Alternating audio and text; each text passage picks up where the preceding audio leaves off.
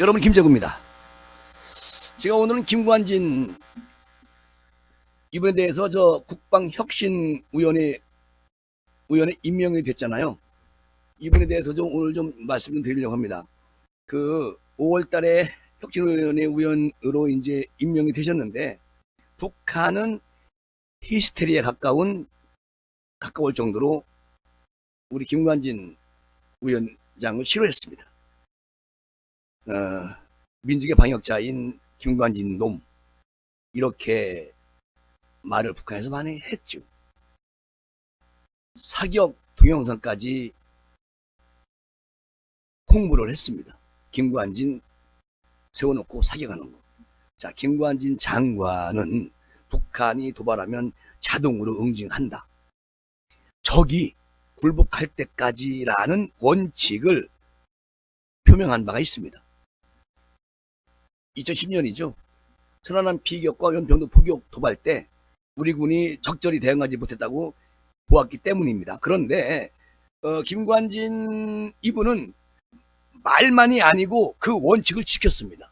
저는 오늘 조선일보 칼럼을 봤어요. 근데 그 칼럼 쓰신 분의 글을 보니까 정말 아주 구구절절 다 맞는 얘기더라고요.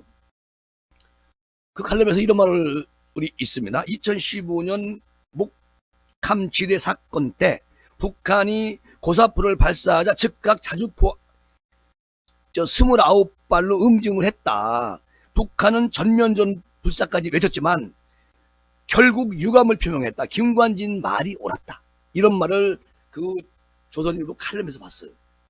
저는 제가 보수라서 말씀드리는 게 아니고 대한민국 국민으로서 말씀을 드리는 겁니다. 이거 잠깐만, 여기가 조명이 있어가지고요, 이게 더워요. 이해 좀 해주세요. 그런데 자, 군인으로서 성공이 오히려 비극으로 끝나는 역사들이 많이 있었습니다. 이순신 장군을 봐도 그렇고요. 또 그 대표적이죠. 고려 공민왕 때 홍건적의 난을 물리친 안후, 김득배, 이방실 장군, 그리고 중국 북송의 명장 악비도 처형이 됐습니다. 이런 아주 비극적인, 충신인데 비극적으로 목숨을 앗아갔던 이런 일들도 많이 있습니다. 자, 왕이나 정치가들에게는요, 이들이 불편한 존재였기 때문에 그렇게 처형을 시켰겠죠? 자, 우리 김관진 전 장관도 2017년 군 댓글 공작 지시 혐의로 구속이 됐습니다.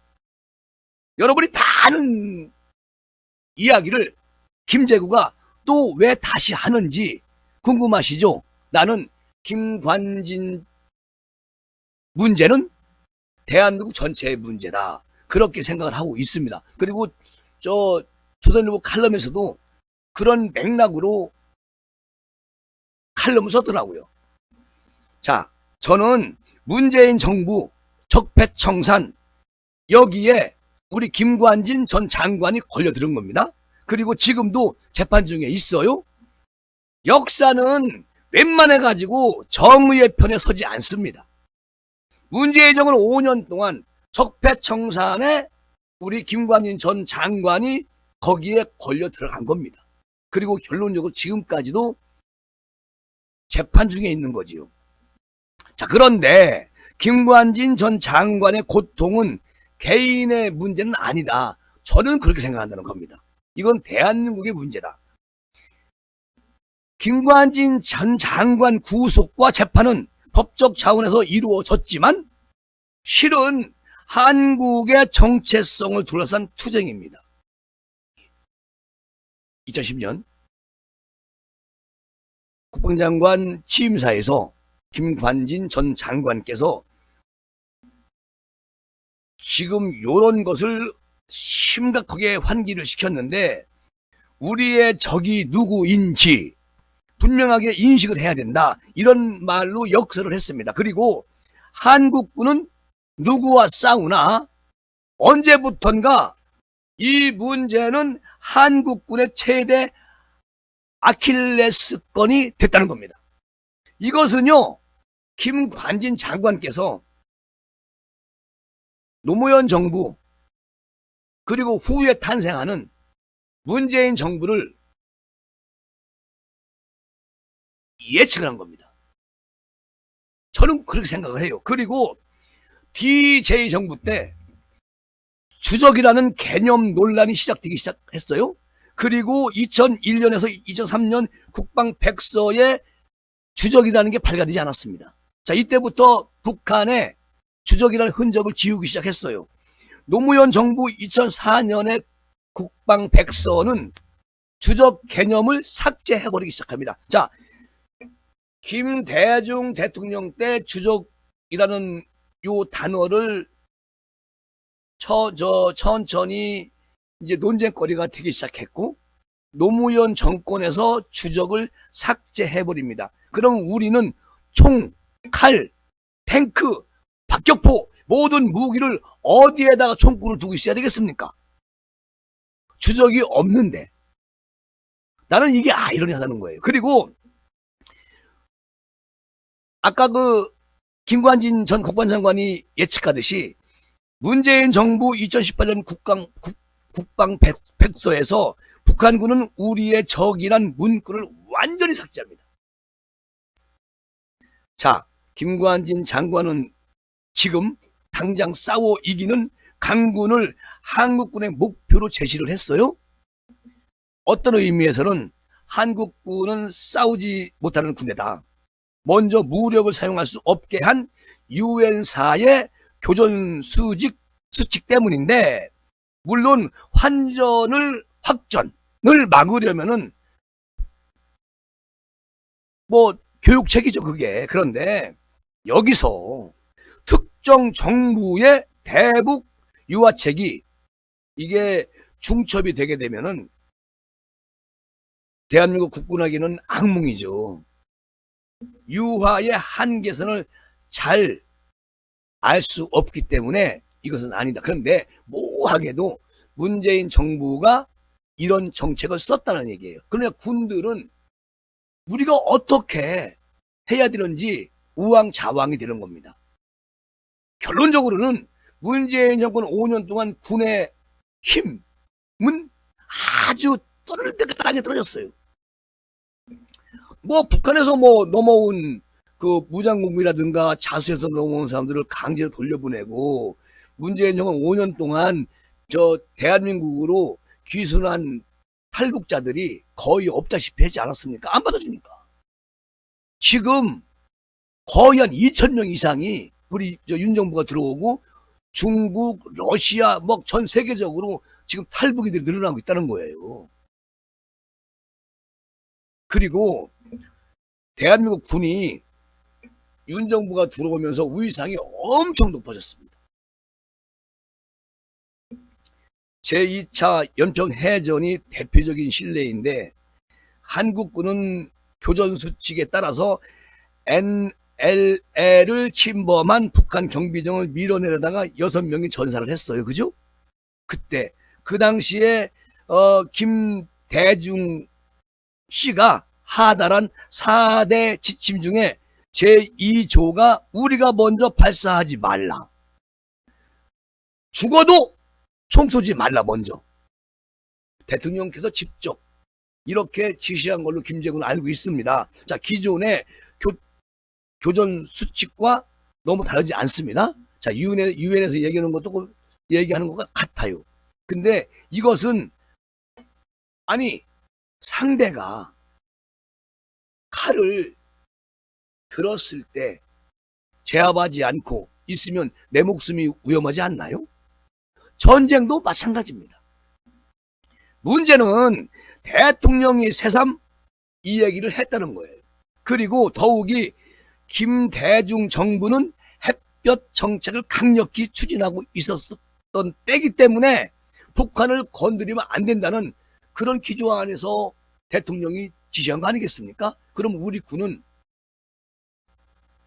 또 우리 군의 그 장군들이나 사령관이나 또는 군 높으신 분들이 어떻게 이거를 대처해야죠? 방법이 없습니다. 대통령과 국무총리는 해군 참모총장 주관이라는 이유로 제2연평해전 전사자 연결식에 참석하지 않아요. 그리고 심지어 국방장관도 불참합니다. 목숨 바쳐 싸웠는데 군은 버려지는 겁니다. 그런 느낌을 군 수뇌부가 안 갖겠습니까? 다 갖는 거예요. 그래서 그런 나라를 위해서 내가 왜 목숨을 바치나. 국방이 무너지는 거죠. 10주기에 처음으로 이명박 전 대통령이 참석을 했어요. 그리고 싸우는 군대, 이기는 군대는 군의 영원한 본질이다. 그런데 왜 새삼 이런 걸 강조하는가? 군의 본질이 부정되고 있다고 이명박 대통령은 생각했던 겁니다. 왜? 김대중, 노무현 10년 동안 군이 아무런 걸 할 수가 없었어요. 오늘날 한국군의 진정한 위기는 북한 핵보다 바로 이런 게 문제라는 겁니다. 그리고 역대 진보 정부는 평화를 위한 대화를 강조해왔고 그 결과 한국군의 북한이 어떤 존재인지 모호해졌다는 겁니다. 그러니까 무슨 말이냐? 계속 북한 도와주고 평화 외치면서 북한 눈치 보고 그렇게 15년, 김대중 5년, 노무현 5년, 문재인 5년, 이 15년 세월이 우리 군을 완전히 아주 비무장 군인으로 바꾸는 거예요. 2020년 천안함 승무원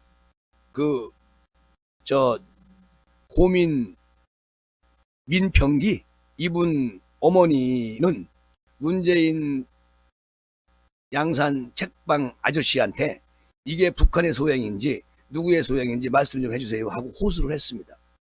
그때 양산 책방 아저씨는 정부의 공식 입장에는 조금도 변함이 없다고만 답했지만 정확한 북한의 짓 이런 얘기는 하지 않았어요. 이게 대한민국 5년을 말아먹은 책방 아저씨입니다. 그리고 지금 우리 대한민국 군이 이제는 윤석열 정부가 들어오면서 어쨌든 북한의 도발에 희생을 당한 대한민국 군인을 영칭호를 주셨어요. 그리고 영웅 대접을 확실하게 하고 있습니다. 이게 바로 윤석열 정부다. 정말 자랑스럽다. 그런 말씀을 드리고 싶고, 자, 군은요 정치에 복종해야 한다? 이거 문민 지배는 민주주의 기본의 원칙입니다. 하지만 정치가 헌법과 군의 본질을 부정할 때는 그 결과 국가 안보가 위기에 빠지게 되겠죠. 그리고 군은 어떻게 해야 됩니까? 이 딜레마는요 민주주의 국가의 민군 관계가 겪는 영원한 난제거리입니다. 이것을 우리 윤석열 정부에서 깔끔하게 국방 백서 다음에도 나올 때 깔끔하게 정리해 주십시오. 북한은 우리의 주적이다.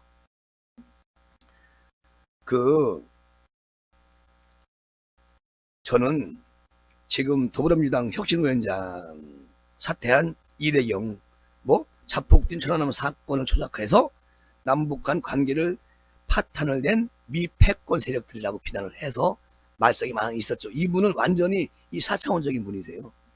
놀랍게도 국민의 20%가 이내경 씨가 말하는데 같은 견해를 가지고 있다는 겁니다. 무서운 거죠. 우리 국민이 5천만이잖아요. 그러면 여기서 1,000만 명이 이내경 씨가 얘기한 것처럼 같은 견해를 가지고 있다는 겁니다. 참 무섭죠. 이게 무서운 거예요. 북한은 사실 천안함보다 대한민국 국고의 균열을 타격한 겁니다. 그때. 그리고 이 균열이 커지면 대한민국은 스스로 침몰할 가능성도 있다. 그래서 문재인 정부 5년을 국민들이 빨리 정리한 겁니다. 그리고 윤석열을 소환한 거예요. 자, 윤석열 정부는 이제 본격적으로 우리 김관진 그 혁신위원회 문제는 대한민국의 문제라고 생각하시고, 이번에 그 지금 재판 중에 있는 것도 이게 무죄로 정리가 돼야 됩니다. 그리고 윤석열 정부가 김관진 전 국방장관을 혁신위원회 위원으로 이번에 임명을 했기 때문에 함께 국방을 튼튼하기 위해서 소환한 거 아니겠습니까? 자, 지금부터 김관진 시대는 다시 온다. 난 그렇게 봐요. 그리고 윤석열 대통령님께서 탁월한 그 인재들 영입 이거 잘하고 있다. 그런 말씀을 드리면서 이 시간 이렇게 마무리하겠습니다. 감사합니다.